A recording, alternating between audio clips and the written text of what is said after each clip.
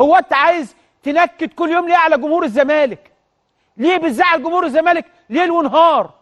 انا زملائي هنا معايا، زملائي يعني كتير، مش عايز اقول لكم بيقولوا ايه. يقول لك ايه اللي بيحصل في الزمالك ده؟ والناس خلاص يعني استسلموا. ليه يا جماعه بتزعلوا جمهوركم؟ ليه يا جماعه بتخلي جمهورك النهارده كل شويه متضايق، كل شويه زعلان، نفسه عايز يفوز؟ ما هو متعود على ايه؟ ياخد بطوله، ياخد دوري، ياخد كاس، ياخد هنا، يفوز ماتشات، يلعب ماتشات حلوه. لكن جمهور الزمالك النهارده كل ماتش بيعمل ايه؟ حاطط ايده على قلبه، ايده على قلبه، انه الماتش يا نتعادل، طب نجيب جون. جابوا جون النهارده ضربه جزاء، خلاص انت قربت، اضغط، ضغط، خلص. عندك لعيبه، هات لعيبه تخلص يا راجل. ده انت عندك لعيبه في الستة يارد، 6، انت عايز تمسكها بايدك تحطها في الشبكه يا راجل؟ ده قدامك الجون، تسجل جون و2. لعيبه مالها؟ رجليها تعبانه، مش ماسكين طولهم، في مشكله.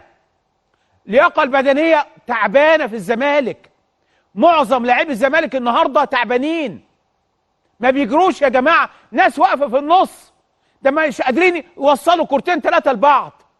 واللي تجيله كره في منطقه الجزاء المحله، الجون قدامه، جون مفتوح، الجون بيقول لك سجل جون، ده يشوطها في زميله. انت متخيل؟ كوره رايحه الجون، زميله واقف هو اللي بيصد، تحول من مهاجم للزمالك الى مدافع لغزل المحله، كوره رايحه الشبكه وده بيطلعها بره. انت واقف غلط، مفيش حد. هو انت ما عندكش فكر؟ هو المدرب ده بيعمل ايه؟ فيريرا بيعمل ايه؟ عمل خطه. ايه هي خطه فيريرا النهارده؟ مش هتلاقيها.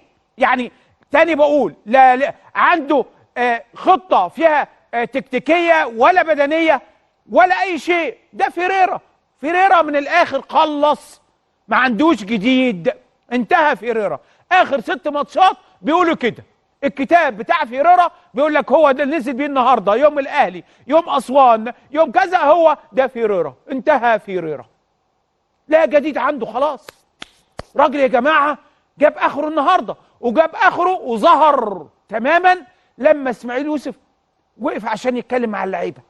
ده وقت كمان شحن اللعيبه، دي دقائق المهمه. انت مهاجم وانت معاك الكوره، سجل جون يا راجل. الهجوم، هل ده مستوى نادي الزمالك كهجوم؟ ابدا. هم دول مهاجمين نادي الزمالك؟ ابدا. هم دول المهاجمين اللي كانوا بيسجلوا اي كوره من انصاف الفرص؟ ابدا. زيزو نفسه هو زيزو؟ لا. امام مش امام. اسمه التاني، اسمه ايه التاني؟ هم دول بتوع؟ ابدا، مش موجودين. حتى دفاع وحش.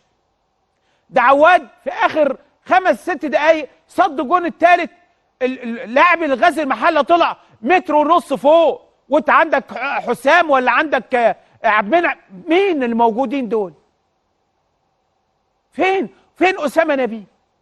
فين يا جماعه الناس اللي بتسجل؟ فين؟ ده بيشوط لك كوره في المدرجات، ده واحد بيجي له كوره عايز يخلص منها، لعيب بيخلص من الكوره، بدل ما يسجل في الجون بيشوط في المدرجات هناك، غزل المحله، تروح في المصانع.